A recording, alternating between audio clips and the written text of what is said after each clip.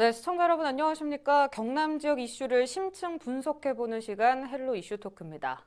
오늘도 4.15 총선이 얼마 남지 않은 만큼 경남 지역 총선 관련 이슈 짚어보겠습니다. 지난해 4.3 보궐선거에서 전국적으로 이슈몰이를 했던 것이 바로 진보와 보수의 이례적 후보 단일화였습니다. 극적인 드라마에 결국 노동계 인사 출신의 정의당 여영구 후보가 승리하면서 국회 진출에 성공을 하기도 했는데요. 이번 4.15 총선에서 창원 성산구를 놓고 또 한 번의 후보 단일화가 있을 것인가에 초점이 맞춰지고 있습니다. 그 가능성에 대해 오늘도 꼼꼼히 짚어보겠습니다. 두 분과 함께하겠습니다. 유진상 경남지식인연대 사무총장 그리고 조재우 경남대 정치외교학과 교수 나오셨습니다. 어서 오세요. 예, 반갑습니다. 네. 오늘 주제가 후보 단일화이지 않습니까? 제가 네. 앞서 오프닝에서도 이야기를 했지만 지난해 4.3 보궐선거 이야기를 안 할 수가 없을 것 같아요. 당시 기억하고 계시죠? 저희 단계별로 한번 살펴볼게요. 우선 창원 성산구는 전국에서 가장 젊은 유권자가 모여 있고 노동자가 가장 많은 유권자들이 노동자가 많은 곳이고, 두 번째 2019년 고 노회찬 의원 골석 보궐선거였는데 여영구 의원이 500표 차이로 신승을 이뤘죠. 아슬아슬 손에 땀을 쥐게 했었죠. 네. 강기훈 후보를 상대로 승리를 했었고, 세 번째로 당시에 먼저 정의당과 민중당이 단일화를 시도를 했는데 우선 실패를 했습니다. 그러자 다시 정의당은 민주당과 단일화를 시도를 했는데 그때 당시에 이제 민주당 권민호 후보가 경선을 했는데 서로 경선을 했는데 패배를 깨끗이 승복을 하고 힘을 합쳐서 여영구 후보가 단일화됐고 당선이 됐죠. 그 이전 상황 보면 고 노회찬 씨 당선될 때는 민주당에서 후보를 내지 않음으로써 양보하는 모양새를 취했었습니다. 그리고 작년에 여영구 의원이 당선될 때 민중당 손석형 후보가 3.8%를 득표를 했기 때문에 일종의 캐스팅 보드를 쥐게 되는 셈이 됐고요.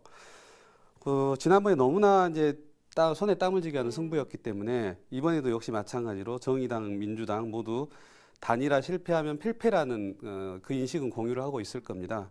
그래서 그러고 또 하나 이제 민주당에서 우리가 지난번에 양보를 했는데 거기에 대한 어떤 보상 심리라든지 이런 것들이 어떤 태도로 접근할지 이런 것들이 좀 관건이라고 보입니다. 네, 올해도 어떻게 이뤄질지 참 예측을 못하는 시각들이 많은데요.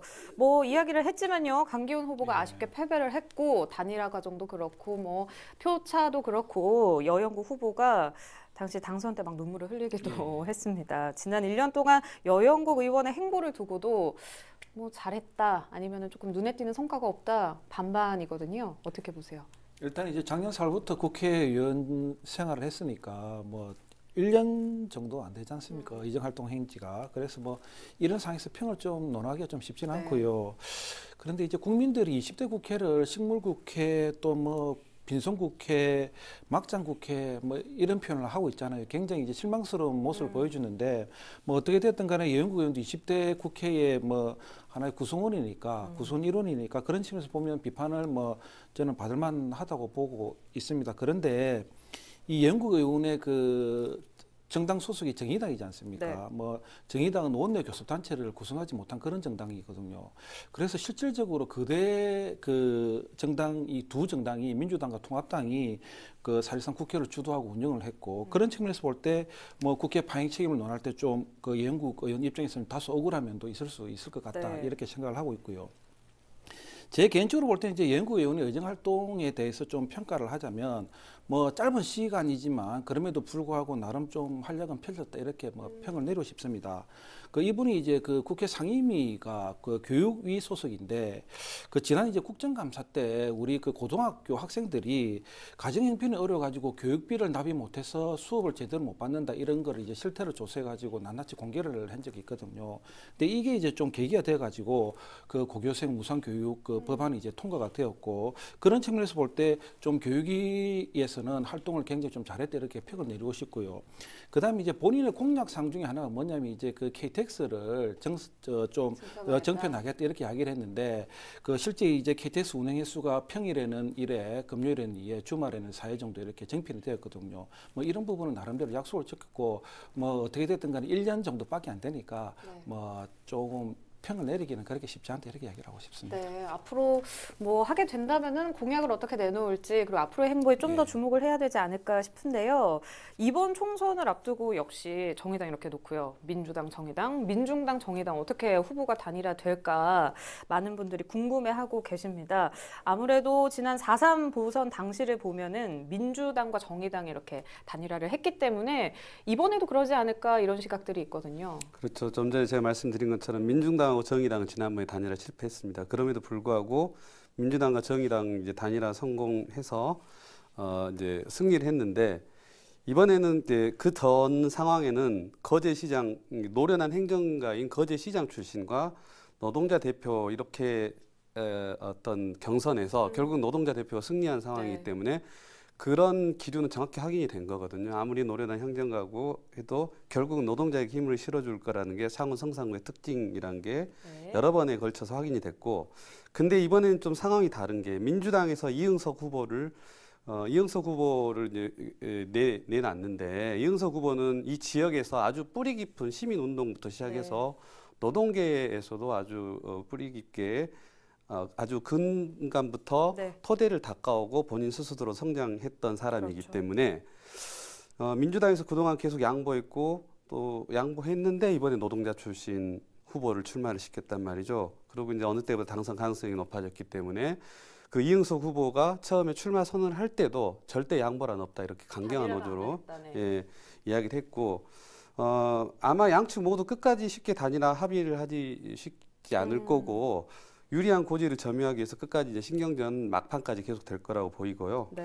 그 창원 성산구에서는 봄 진보 측은 단일화 없으면 필패한다는 게 이미 정설이고 또 증명이 됐기 때문에 그 상황을 염두에 두고 어떤 형태로든 제가 볼 땐 단일화가 되지 않을까 이렇게 뭐 생각을 하고 있고 생각 반 기대 반이죠.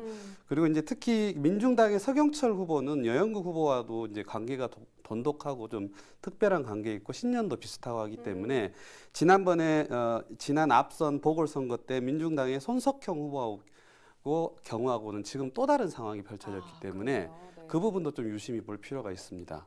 제가 알기로는 그 개인적으로도 굉장히 친분도 두텁고 성향도 비슷하기 때문에 손석형 후보하고 단일화할 경우하고는 이번엔 또 다른 형태로 서로 간에 뭔가 협의가 이루어질 가능성이 높다고 봅니다. 네, 후보들 다 노동가 출신을 그리고 또 지지하는 바, 바라보는 바가 비슷해서 단일화가 어떻게 될지 참 궁금한데 어떻게 보세요, 조 교수께서? 뭐 저는 현재로서는 쉽지 않다 이렇게 뭐 이야기를 하고 싶고요. 그러니까 보수 진영의 당선을 막기 위해서는 교수님 말씀하신 것처럼 지난 총선 보궐선거 때처럼 민주 진영, 진보 진영의 힘을 다 합치는 게 맞는데. 그런데 이제 민주당 끝까지 완주한다 이렇게 밝히고 있고요.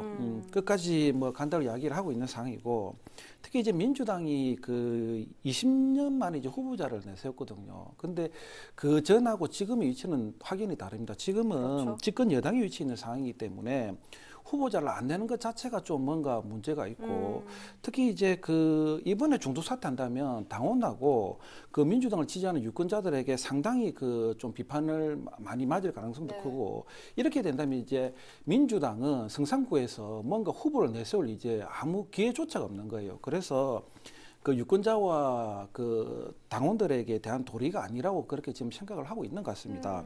그리고 지금 이제 전국 단위에서 볼 때도 정의당과 민주당이 계속 삐걱거리는 모습을 보이고 있고 특히 이제 비례연합 정당을 두고 굉장히 좀 첨예한 대립의 모습을 보이고 있지 않습니까?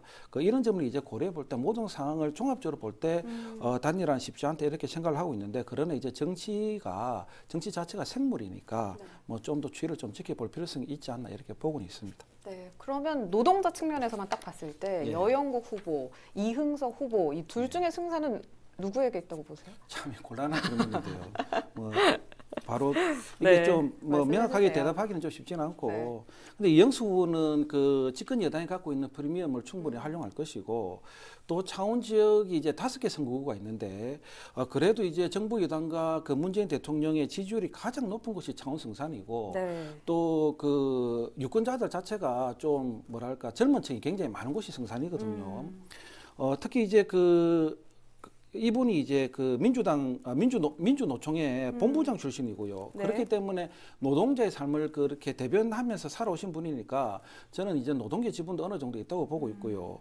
그다음에 이제 여영국 의원이 이제 현직 의원이 갖고 있는 그런 프리미엄을 충분히 이제 그 활용할 것이고, 또 성산에서 도의원부터 오랫동안 이제 살아오신 분이고 또 정치 생활을 해오신 분이거든요. 그래서 뭐 그런 충분한 이점도 갖고 있고, 특히 이분도 이제 노동운동을 굉장히 오래 하신 분입니다. 또 최근에 이제 국민들이 그 정치에 대해서 염증을 많이 느끼고 있고 20대 국회에서 굉장히 실망을 많이 하고 있는데, 그 원인 중에 하나가 그대 양당에 대한 불만이 굉장히 크기 때문에 그렇거든요. 그래서 이 양당 구조 철폐를 원하는 유권자도 과거에 비해서는 굉장히 좀 많이 그 증가했습니다. 그래서 이런 점을 고려했을 때 영국 의원도 결코 성산에서는 뒤지지 않는다. 양측 모두 가능성이 있다, 이렇게 보고는 있습니다. 네, 이 같은 민주노총 출신 후보로 내세웠기 때문에 개인의 특 장점을 이용해서 이번 그 총선에 임해야 되지 않을까 싶거든요. 근데 지금으로선 딱히 구체적인 건 없어 보이는데 앞으로는 어떨 거라고 보세요? 구체적인 상황이라는 게 이런 눈에 이제 확인되는 몇 가지 있죠. 민주노총에서 일단은 우선 단일 후보를 할 때 정의당, 민중당, 녹색당, 노동당, 사회변혁당 이 당을 제외하고는 일단 단일 후보를 인정하지 않겠다는 입장을 표명, 민주당을 뺀 거예요. 네. 명확하게 이제 우선은 거기에 이제 단일화에 포커스를 맞춘다고 선언 비슷하게 했었고요. 네. 그다음 현재로서는 그 창원 성산 그 민주노총 후보 그 이응석 후보 같은 경우는 또 재밌는 게 하나 있는데 2006년도에 민노총 경남 본부장 선거 때 이응석 후보가 50%, 여영국 후보가 46.7% 표를 얻어서 석패를 했어요. 여영국 후보가 석패한 경험이 있기 때문에 네.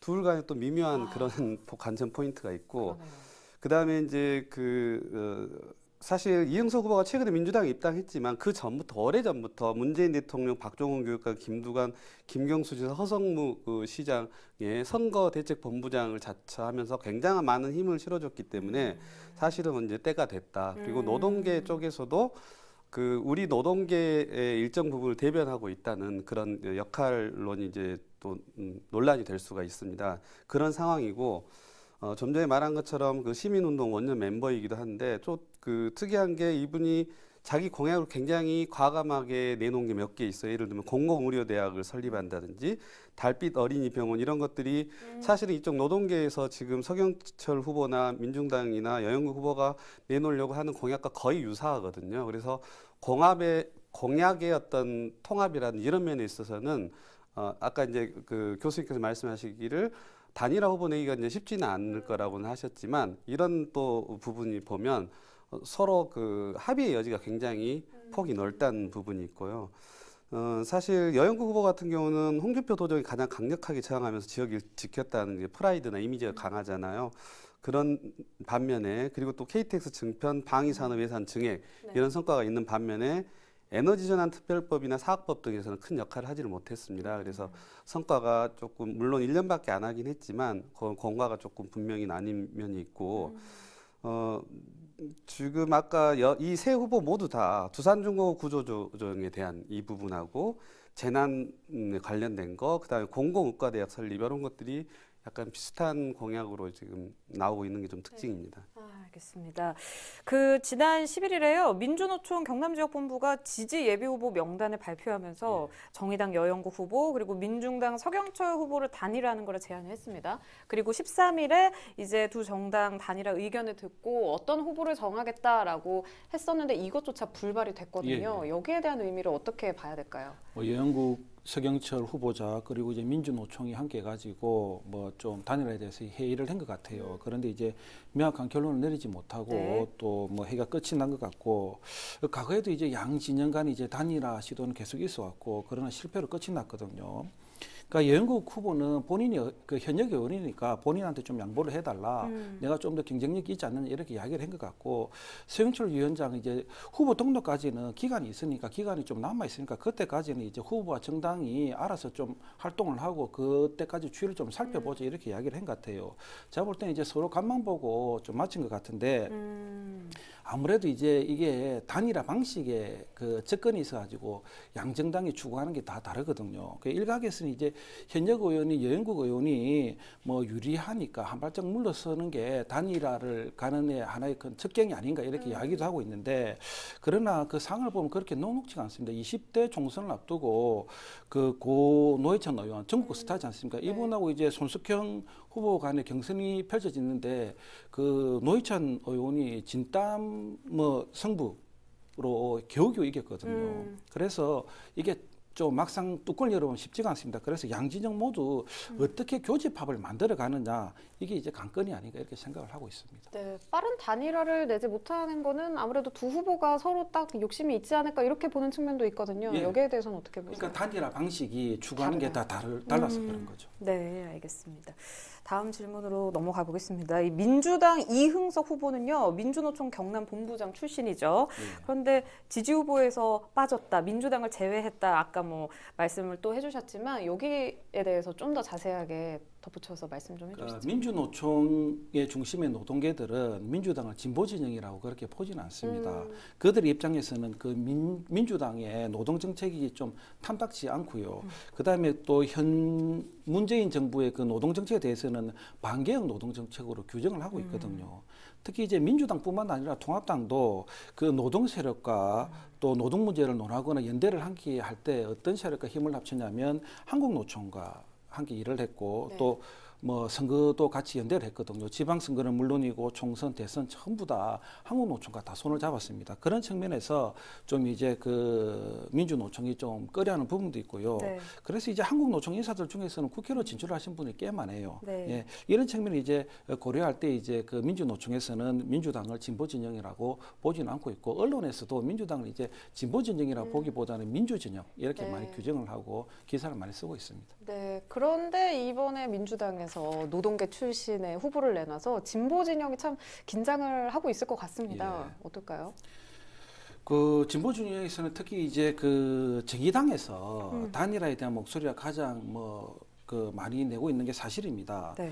정의당 입장에서 이제 3정당이 세 정당이 모두 이제 단일화에 동참을 하면 좋겠지만은, 그래도 가장 현실적인 방안은 제가 볼 때는 민주당과 정의당의 그 당대당 차원에서 연대를 계속 모색하는 게 아마 그분들이 제일 바라는 입장일 거예요. 왜 그러냐면 그 선거공학적으로 볼 때 민주진영, 진보진영이 진보진영 중 일단 이제 그 민주당이 가장 정당 지지율이 제일 높고요. 그 다음에 두 진영 간의 연대 없이는 승률이 매우 떨어진다는 것을 다 양측 모두 다 잘 알고 있기 때문에 네.